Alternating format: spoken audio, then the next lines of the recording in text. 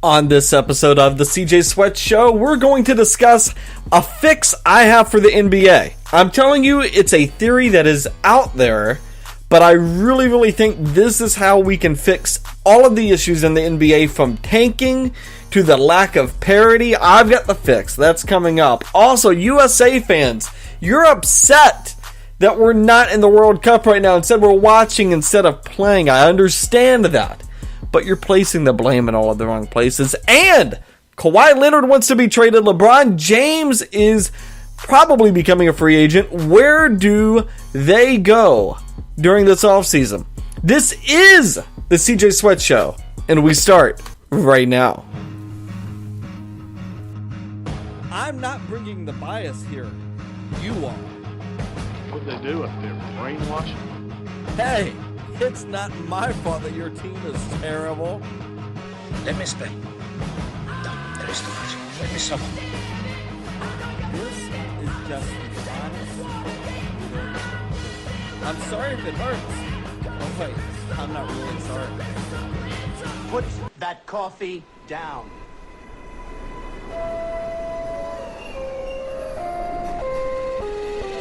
You can't stop!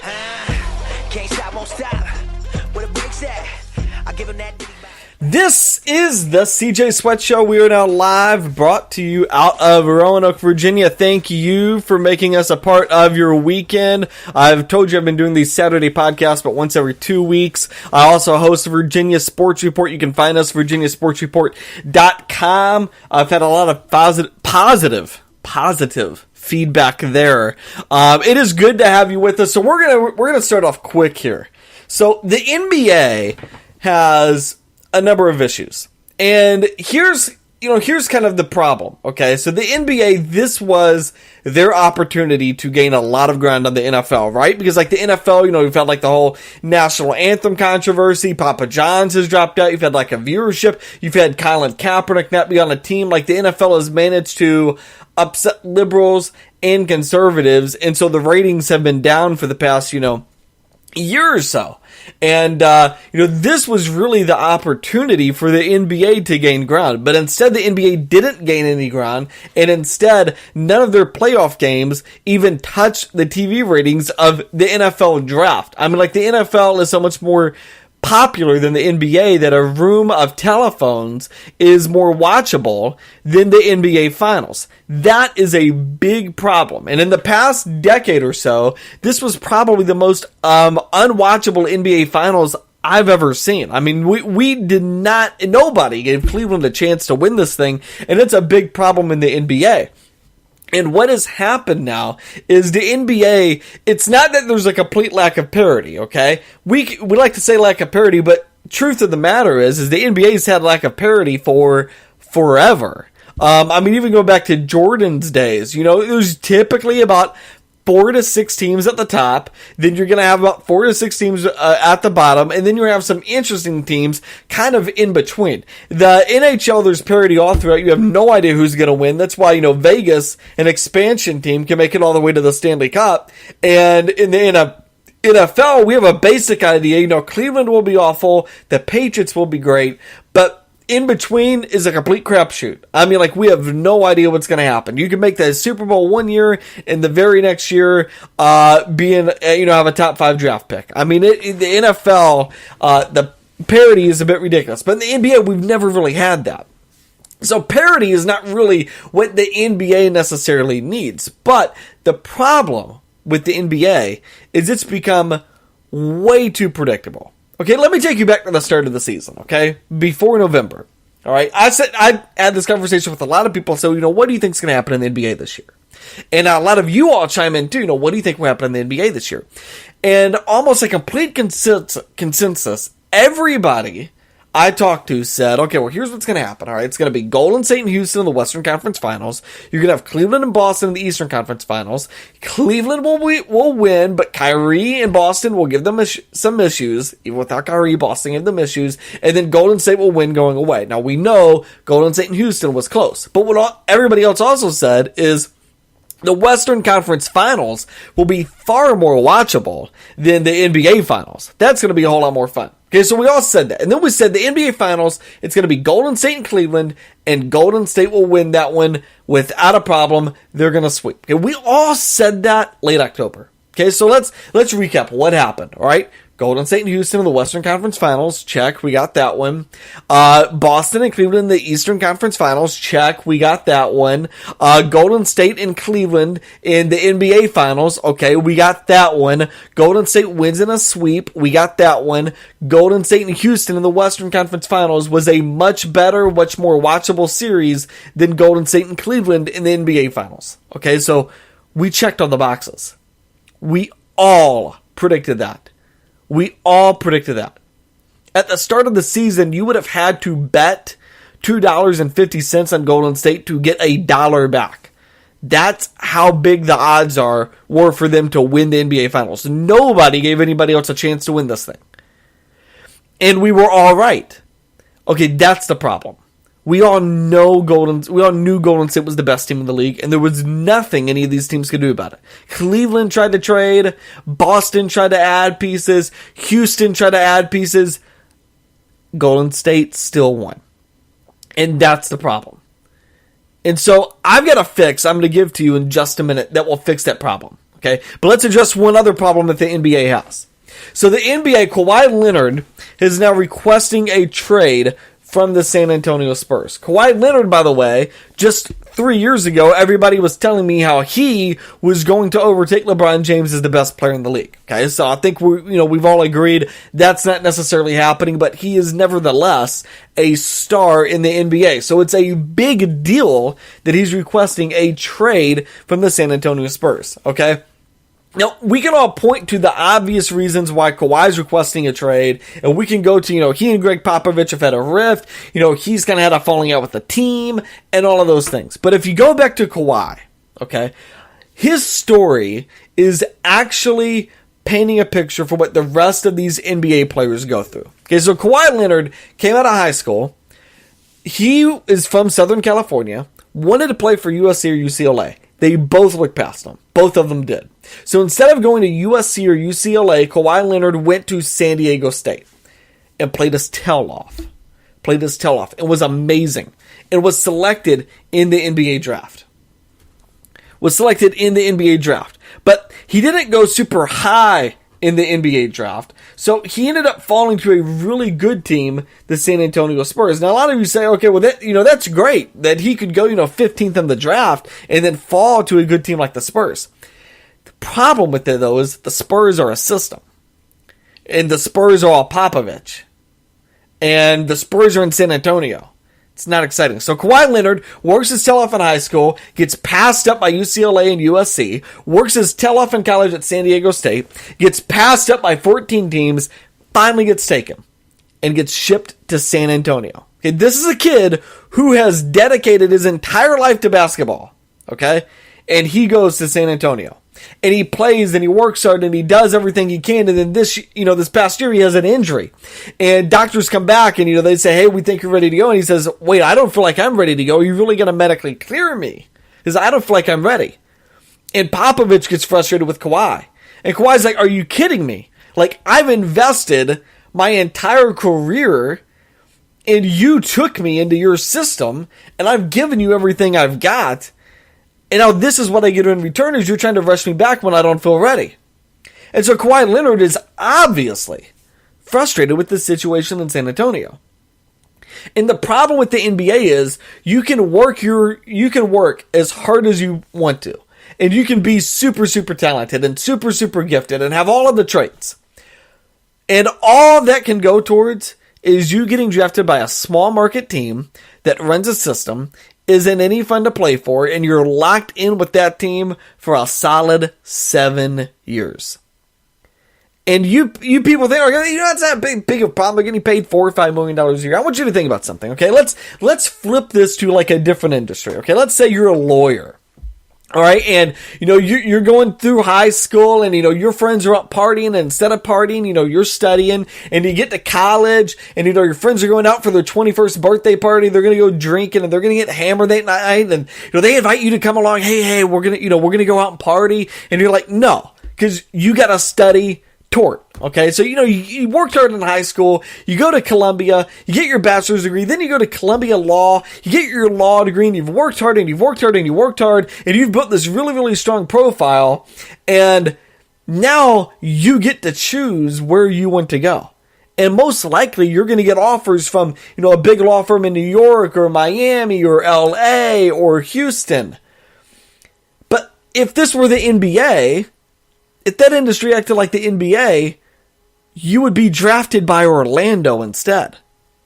You'd have to go to Sacramento. You'd have to go to Brooklyn. You'd have to go to Dallas or Memphis or Phoenix. You wouldn't get to go to LA, New York, Miami. And so the problem right now with the NBA is all of these players, we're forcing them to go somewhere for 7 years. So I'm going to propose a fix. It's going to fix the parity in the NBA. It's going to fix the issues we have where stars aren't able to go where they want to go. And it's going to make the NBA a whole heck of a lot more fun. Here's what we're going to do. And you're going to find this crazy, I know. You're going to hear this and you're going to go, oh my gosh. Another one of CJ's crazy theories. And it is another one of my crazy ideas. We should do away with the NBA draft. What? You're kidding me? We can't do away with the NBA draft. No. Just think about it, all right? Let your mind be free from all the, social restrictions and everything ESPN and Fox Sports and NBC Sports tells you, okay? Everything Cowherd and Dan Patrick and, Mike Tirico and all those guys, all that they tell you, let your mind free from that for a minute. What would it look like if there was no NBA draft? What would it look like? Here's what it would look like. Players would come out of high school. Because we're going to do away with the one and done. So players aren't going to do the 1 year in college anymore. They're going to come out of high school. They're going to be ready for the NBA. And here's what we're going to do. We're going to have a 3-day rookie signing period. Where for 3 days, all you can do is sign rookies. And they're going to come out of high school. And instead of you drafting them, you now have to recruit them. You now have to offer them salaries.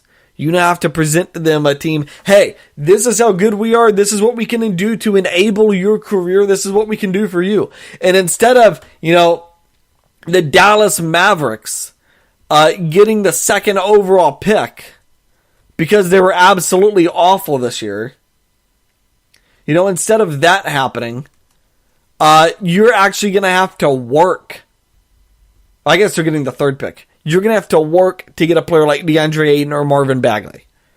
You're going to have to convince them they should play for you. Whether or not that's offering a max deal or offering them the chance to play in the playoffs and you're putting together a good team, you're going to have to present to them an offer. So instead of you drafting players, they're now getting options. And people think, that's crazy because, this would be so detrimental to the bad teams in the NBA like Orlando and Phoenix. No, it wouldn't. Because here's the problem. This year we had about 6 teams in the league completely tank. They were completely awful on purpose to try and get these draft picks. Now, I'm not saying, they told their players you won't lose these games. But certainly if a player, all of a sudden lost his breath, you're out for 6 weeks if it's one of our star players. They're bringing guys off the G League to play. Guys that can play are being released from teams. So GMs are taking these teams. Okay? But if there's no draft, there's no more tanking. Because everybody in the league is trying to be as good as they can to get those rookies. Okay? And now you say, okay, well, what if, like DeAndre Ayton went and played for Golden State? Wouldn't that be unfair? Well, why would DeAndre Ayton go play for Golden State? What if he goes to Golden State? He's not going to get playing time. He's going to be like 7th on the depth chart his first year, 7th or 8th. He's not going to get playing time. Second of all, they can't afford to pay him anything. So it's not like Golden State's going to get super top heavy from this. Okay? You know where DeAndre Ayton probably would go? He'd probably go play for the Lakers. He'd maybe go team up with Russell Westbrook. He might go play for the Wizards with John Wall.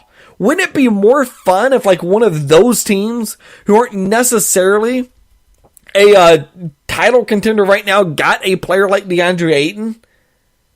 Like, would that not be more fun? instead of Ayton going to the Phoenix Suns to play with a bunch of Kentucky guards. I mean, like, you know, wouldn't this be a little bit more fun if all of a sudden rookies could choose where to go? Okay, and what if a team like Phoenix was terrible? And they're like, okay, well, how hard would it be for them to get one of those top prospects? Well, they don't have, you know, they've got plenty of payroll to go around. So if you want a player like DeAndre Ayton or Marvin Bagley and you think they're going to change the, you know, the future of your franchise, you can give them a 3-year deal, max contract, and you can get them to play for Phoenix. So there's a number of ways to recruit these players. Either we're going to pay you a lot of money, we're going to enable you to have success, you're going to get to play long into the playoffs, we're going to find a coach that works for you. Okay, instead of us drafting a player, it doesn't work. Because, by the way, 40% of the time, these top 5 draft picks bust. And I don't mean like they're not as good as we think they were. I mean like they can't play a lick in the league. It's like 40% of the top 5, top 10 picks. They can't play a lick in the league. So this way, it forces GMs to think about who they want to go after. Because now you're going to have to find diamonds in the rough. You're going to have to look at every single one of these players, like what kind of contract are we willing to give them? Instead of are we willing to take them in the 14th pick, it's are we willing to pay them $6 million a year? You have to think about that. Are we willing to give them a long-term deal or do we want to give them a short-term deal? No, that's going to be tough. That's going to make GMs think. And the other thing it's going to do is coaches aren't going to get fired because why in the world would DeAndre Ayton or Marvin Bagley or any of these players want to play for a team that fires a coach every 2 or 3 years? They wouldn't. They don't want to. So you're going to be more influenced to keep coaches around because it's going to look more attractive to these rookies. It would enable teams like the Pelicans to get an elite player, the Jazz to add another elite player, the Bucks to get an elite player. And so instead of, having this be all Golden State, the middle part of the league would get significantly better if there were no draft picks. And the rookies were all essentially entered into this pool of free agents where you had 3 days to sign them. And by the way, what a fantastic 3 days those would be. If we all sat around and watched the NBA channel where these players are signing with teams left and right, and we have no idea where they're going to go. We have no idea where they're going to go. That to me would be absolutely incredible to watch. It'd be a great event. It would fix all of these issues in the NBA. Instead of having the fallout like you've had with Kawhi Leonard this year, there wouldn't be a fallout. And if there were, you could put 100% blame on Kawhi Leonard. Instead, right now, I really sympathize with Kawhi Leonard. He didn't choose to play for the Spurs. He didn't choose to play for Popovich. He didn't choose any of that. They chose him. And I feel bad for the Spurs too, because you aren't, like, when you're drafting a player, you really try to vet guys as much as you can, but there's not a sitting down negotiating with them that takes place really until after you've already drafted them. And of course, they're not going to hold out on that stuff. They're going to sign with you. Instead, this way, you're going to have to find players that are fit for your franchise and that want to play for you instead. It makes it a whole lot more interesting. So that's how it would fix the NBA. All right, so there are, a bunch of questions. Where will Kawhi Leonard go? What will LeBron do? I've got an answer for both. By the way, I'm going to give you my Kawhi scenario first, but what I will say about LeBron, so hang on with me about this one. My theory on LeBron is another wild one. It's another wild CJ theory, another wild CJ idea, but I really think it would elevate LeBron's legacy. Okay, so here's the thing with Kawhi. You have to understand, and most of you all know this. So for Kawhi, he's requested to be traded from San Antonio because of his contract. He's not going to become a free agent. So, everybody's saying, well, Kawhi should go to Boston. Well, Kawhi can't go to Boston, okay? So for Boston to get Kawhi Leonard and for this thing to work, they'd have to give up way too much to get him. It's not going to work. They're not willing to give up everything that they have to pick up Kawhi Leonard. I mean, they'd have to drop Al Horford. It would be really, really tough for Boston to get Kawhi. So they're not going to do that. So Boston, go ahead and throw out. To me, there's 3 teams that have a legitimate chance to get Kawhi Leonard. We'll start with the one I think is the most obvious one. That's the Los Angeles Lakers. This is the team I think is going to make a strong push for Kawhi and LeBron. And then if they can get both of them for a reasonable price, they'll go after Paul George too. So for the Lakers to do this, all they have to do is trade away Luol Deng, who's eating up a contract, and Josh Hart. Now, the Spurs really probably aren't crazy about getting Deng, but Josh Hart is a nice guard. Was really good this past season. He would add to Greg Popovich, that system that he likes to play. He does a really, really good job. He extends plays. He's a good shooter. So I think the Lakers would be willing to trade away Deng and Josh Hart to pick up Kawhi Leonard. That's how that scenario works. If the Spurs, though, want more, and they very well could, then that's where this Lakers deal is going to fall apart. Because there's not, like, the Lakers could theoretically make this trade work, and that's where Kawhi wants to go. But there's really not a lot of options for the Lakers to make that trade work. So there's a good chance it doesn't work, and all of a sudden, the Spurs don't want what the Lakers are willing to give up, and that thing completely falls apart. And so that's where these other two options come into play.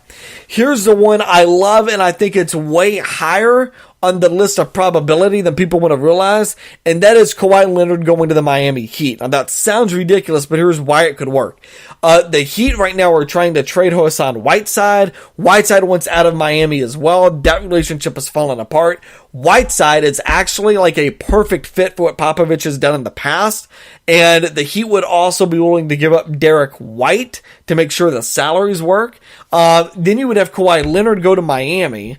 I think Miami is a perfect fit for Kawhi, the way they play with Goran Dragic, and Eric Spoelstra is a great coach who has had players like that before. They also have an experienced player in Dwayne Wade, and the NBA, by the way, Adam Silver would want this to happen, because if James goes west to Los Angeles or Houston, now the East is losing another major star, so there is a good chance Adam Silver, by the way, David Stern did this, Adam Silver could get in the middle of this and say, okay, listen, we're going to help you get traded, but, here's your options, and I think he's really going to try and get him over into Miami or get him into an Eastern Conference team. Miami works. Here's the other Eastern Conference team I think could happen.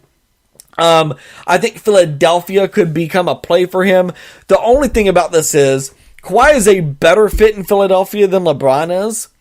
It's still not great, though. Because Kawhi and Simmons I don't think their games necessarily mesh with each other. Now, Embiid and Kawhi work together. Embiid and Simmons work together. I don't know, though, that Kawhi and Simmons will mesh well together. Now, it's better than Simmons and LeBron, who I don't think would mesh together at all. So what Philly would have to give up would be Covington and Saric. Now, Saric is the one I think they would have trouble losing. He's a great young player. He's not costing them very much money at all. So I think that would be tough for Philly to be like, oh my gosh, we're really going to give away Saric. But you're getting a star Kawhi Leonard. So I really think it's between Los Angeles, Miami, Philly. If I had to put a guess on it, I'd say it's probably 50% LA. I'd say 40% between Miami and Philly, and then I'd say 10% other. I just don't know where that other would be. So there's my Kawhi prediction. All right, here's my LeBron prediction, which some of you are going to think this is absolutely crazy. There's no way this is ever going to happen. But here's what I think LeBron should do. Not what I think he's going to do, what I think LeBron should do. Okay, so LeBron James just finished his 15th year in the league, right? He's been in the league for a long time. He just played 82 games. He played through all the playoff games, so I believe it was right around 100 games total, close to it, that he played this season. He broke his hand. He had the J.R. Smith incident. I believe both physically and mentally LeBron at this point is just, not like broken, but shot. Like, I think he's exhausted right now. And so, I look at this, and I think LeBron needs to take some time off. And what I think LeBron should do is not flat out retire. What I think he should do, though, is I think he should come out and say, you know what? I'm not going to sign with anybody during the summer. Okay? I'm not going to sign with anybody. I'm not going to sign with Cleveland. I'm going to hang out with my family, hang out with my wife and kids. And what I'm going to do is I'm going to sign the third week in December. I'll make up my decision. You guys have until then to put together your teams, present me with the best offer. I'll make up my decision then. And then I'm going to play my first game back on Christmas Day. And by the way, that is a huge, huge win for the NBA. To have LeBron, I mean, imagine that headline. Christmas Day games, which are always a blast. Like, those to me are the only games pre-All-Star game I want to watch is the ones on Christmas Day. And I'm going to get a headline with LeBron James. The other thing this does is typically in August, September, October, we're talking NFL, there's going to be a lot of LeBron James talk. There's going to be a lot of discussions. And every single one of these games, starting from first week of November until that third week in December, when LeBron James would theoretically come back, all of those games are going to mean something. Because like if LA gets off to a rough start, he's not going there. Philly gets off to a rough start, he's not going there. If the Cavs are completely awful, they've got no chance to get them. And by the way, the other thing too is if LeBron doesn't go to Cleveland this summer, that looks worse than if he doesn't go midway through the season when Cleveland has absolutely no chance to make the playoffs. If he doesn't do it this summer, people can say, Cleveland still's a good team. He's got all these good players. But if he does it, if he says, I'm going to go somewhere else in December, and that team's sitting there with like 6 or 7 wins, and it's, like third week in December, we go, okay, well, it's not like Cleveland had a chance anyways, so, throw up our arms on that one. So all of these teams, Houston, Miami, Philadelphia, LA, you would have 7-8 weeks to really get your team together before LeBron made up his mind. And LeBron, you're going to get 7-8 weeks, about 20 games where you don't have to play. You don't have to play at all. You can rest, hang out with the family, chill, observe. There's no rush to you coming back. Now, people you think, I know you're saying, oh, that's ridiculous. Like, why would the best player in the world, like you're suggesting the best player in the world take 2 months off? Yeah. Jordan took an entire year off. He had to get away from the sport. He couldn't handle the sport, so he took an entire year off. We don't even mention it anymore. We don't even discuss it. Like somebody might say, "Oh, LeBron, your Michael would play baseball." Okay, but we don't really discuss Michael taking a year off from the NBA. But Michael did that. So this wouldn't be damaging to LeBron's legacy at all if he took a couple of months to just hang out, rest, and let teams pitch to him. When you're the best player in the world and you're carrying the league, you've got the league on your back and you've been carrying Cleveland, you've got leverage. And you have a right, in my mind, you have a right to be able to say, I'm not going to play for a couple of months. And Adam Silver wouldn't be upset about this because, again, talk would be, we would be spending time when we typically be talking about the NFL, talking about the NBA and where LeBron is going to go. And instantly, like every team in the NBA would be interesting because it would be like, okay, well, what chance do they have to get LeBron? Like all of a sudden has, Team X emerged as a favorite to get LeBron. That would be the discussion all throughout the year. So LeBron would be discussed. It'd be great for the NBA, and teams would have to pitch to him. So, he could either take the best team if he wants. He could go to LA, join that brand if he wants. He could go back to Cleveland if he wants. If they look terrible, he's like, okay, they've only won 6 games, so I'm going to take him over and I'm going to still lead them to playoffs, and now you'll see how great I am. I mean, he could do so many different things if he wanted to. I would love to see LeBron just take a couple of months off, hang out, no rush to get back, and then you can come back, Christmas week, Christmas Day, first game back, play with your team. Now, I would not hold off any longer than that because those teams, especially if you go somewhere else, there's going to be growing pains. Just like there are with anybody. I mean, like even Durant going into Golden State, there were some growing pains those first few months. They kind of got it figured out right after New Year's, but pre-New Year's, there were growing pains. There were some growing pains. So, I would not wait until after Christmas, but I would certainly, by the way, when has the NBA ever been important in November or December? Like, never. We do not watch NBA games until Christmas Day. And then from Christmas Day into the All-Star break, we stop watching again. After the All-Star break, we're just after the Super Bowl, and that's when we start going back and watching NBA. But like November, if LeBron takes it off, who cares? He takes it off. He hangs out. All right, so here are, NFL training camp is coming up. I'm very excited about it.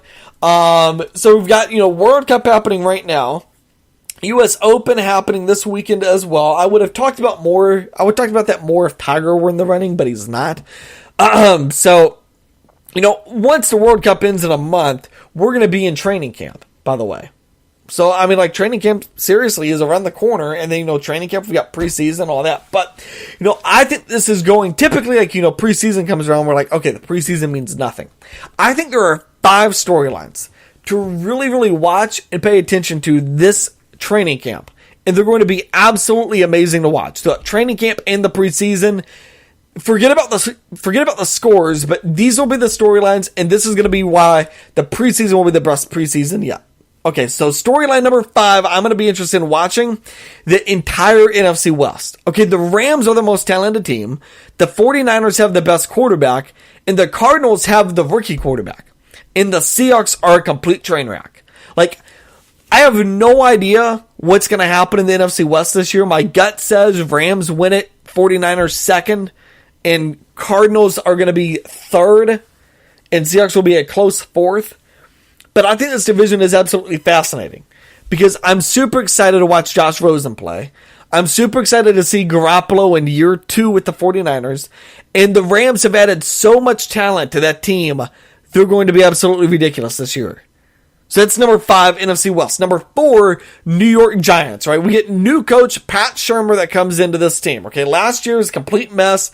I blame a lot of that on the head coach. Now they bring in Pat Shurmur. This team, talent-wise, if you look at the defensive line, if you look at the secondary, if you look at, their exterior pieces, and if Saquon Barkley is as good as everybody's telling me, this team's good enough to go 11-5. But Eli was awful last season. Odell is a distraction, and the offensive line was completely abysmal last year.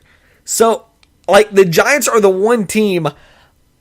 They could be 11-5. They could be 5-11. And if they're not very good, I think it's Eli Manning's done. I think Odell, I am solidified in my belief that he's a complete distraction for this team, and they will seek to trade him during next offseason. They already explored it this past offseason, and that's going to become a fascinating story. So I will be incredibly interested to see what happens with the New York Giants. That to me is the one story I will be following from the first week of training camp all the way till week 17. Because I have no idea what's going to happen with this team. And if they're great, it's a good story. If they're terrible, it's a great story as well. Number 3, Baker Mayfield and the Browns. So we get them on Hard Knocks this year on HBO. That's going to be fun to watch. I just got my HBO subscription. I'm super stoked for that. So we're going to get them on HBO.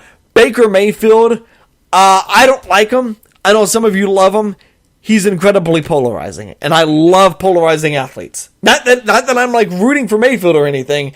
I just love what they do to the sport because I think it makes it incredibly interesting.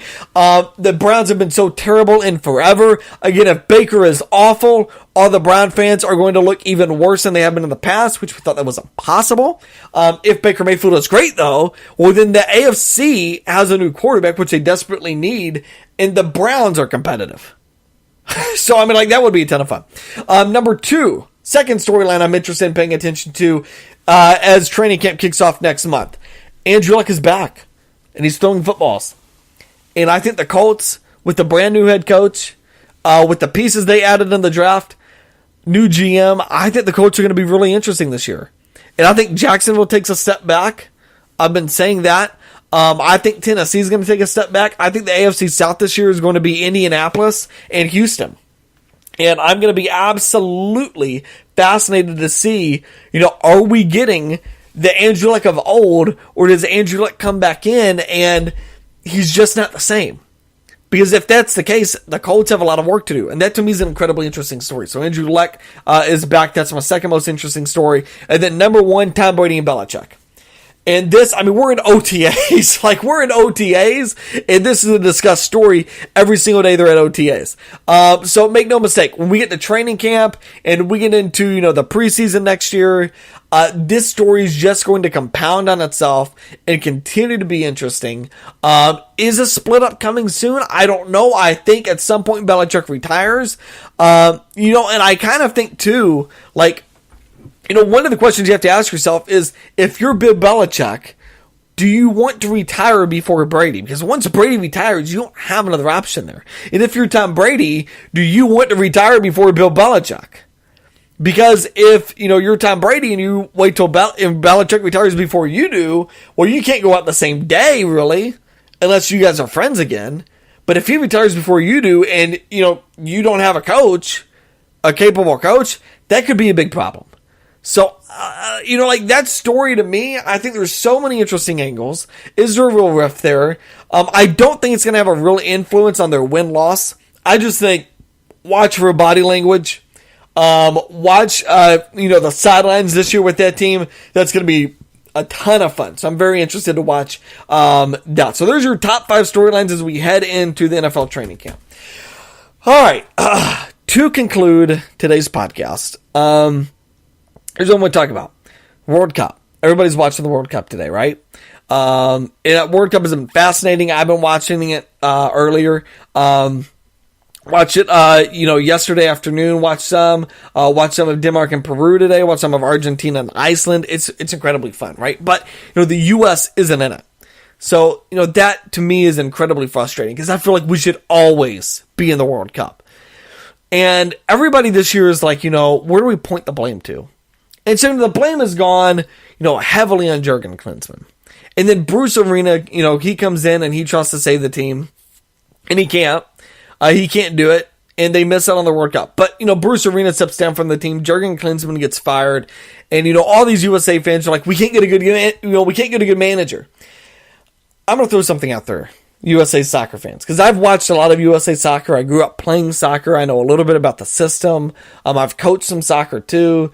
I'm not, saying I'm super involved with it. I'm super, connected with people in the sport. But what I will say is this. We need to stop pointing the blame to the managers, because there's only so much Jurgen Klinsmann and Bruce Arena can do. Okay. Aside from set up the formations, there's not much a manager's doing in soccer. And, yes, it has an importance, but it's not everything. I don't even think it's like the most valuable thing for teams is the manager. I don't. So I don't think every time a team struggles, the key to fixing the struggle is to fire the manager or get somebody new in there. The problem with USA Soccer is not in the manager. The problem is in the system. And the problem with the system is we bring these kids in to travel soccer, and travel soccer is unlike, AAU basketball. It's unlike football. It's unlike anything else. Because in travel soccer, we suck up to these kids so much. And we coddle these kids. And we do everything we can for these kids. We give them orange slices at halftime. And, Capri Suns at the end of the game. There's always, mom and dad snack lists for soccer teams. This is the problem. These kids are brought up in that environment. It is middle-class families, middle to upper-class families, where kids are not put through hardly any adversity. You want to know why we're getting beat on the world stage? Because look at the teams right now that are succeeding. Okay, Iceland today tied to Argentina. Have you looked at Iceland? That's not like it would be a great place to live. Okay? You wouldn't be driving the BMW, most likely. Have you looked at Peru, who gave Denmark a run? Like Peru nor Denmark, not a great place to live. Croatia is going to play Nigeria later. You start looking at all these countries, they'll have, most all of these countries have something in common. Their players are pushed through real adversity through their entire lives. And so when they get into this world stage, they know how to respond. None of our players are pushed through real adversity. And when they struggle on the field, the first thing we do is we fire the managers. Klinsmann and Arena. We get rid of them. That's not the key to fixing soccer. Or football, as it should be said. That's not the key to fixing any of this. You want to fix it, be willing to be hard on those players. I love Christian Pulisic. He's the star player of the U.S., right? But why can't we blame him when he's given opportunities to score goals to win us games and he doesn't capitalize on them? Why can't we blame Bobby Brooks? Josie Altidore. To me, he should have been far better in some of these qualification games. We can put blame on him? it's time we start looking at the system of these players and start putting some blame on them. The other part of this problem is you go over to any of those countries, and at 3 and 4 years of age, those kids are learning things kids here don't learn until 7 and 8. I mean, those kids over there start learning legit. They start learning how to dribble at age 2 and 3. Here, we don't really start teaching that till 7 and 8. And here, your first year of soccer, we didn't even keep score. It doesn't matter what goal you put it in. We're going to let the parents ref the games. Over there, it's a completely different story. Over there, there's expectations for those kids. And I'm not saying we should be like, harsh on kids and, anything like that. But this, in this amount of coddling that we do of our athletes is, to me, the reason why the U.S. soccer team is not playing in the World Cup right now. Because France does not coddle their athletes. Today, Argentina tied Iceland. And Iceland is not viewed by many as an elite or even above average soccer team, right? They're not. But Iceland's a good team.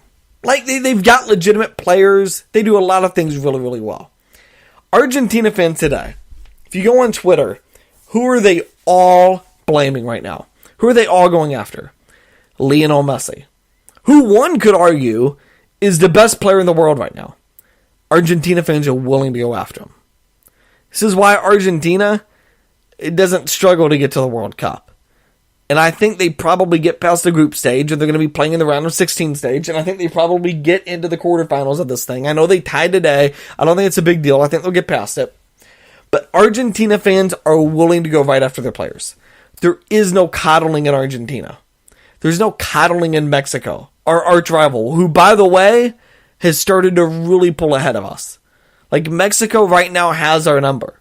We can't keep up with them. If we want to start competing on the world stage, the key is to stop coddling these athletes and be willing to go after them when they're wrong. The key is not to fire a manager.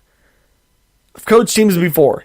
You can do what you can do a lot as a coach, but at some point, the players have to be willing and able to step up and win the games. And they're just not. They're just not doing it. So I blame the players. All right, I want to thank you guys for joining us. Don't forget, VirginiaSportsReport.com. You can go there. You can also find me, CJ Sweat, on Twitter. My handle is SweetSweatCJ. You can also find Virginia Sports Report on there by looking at VA Sports Report. On Twitter, we are on Facebook, by the way. I want to thank you guys for joining us. This is the CJ Sweat Show. We will be back soon. Thank you, guys. Have a good afternoon.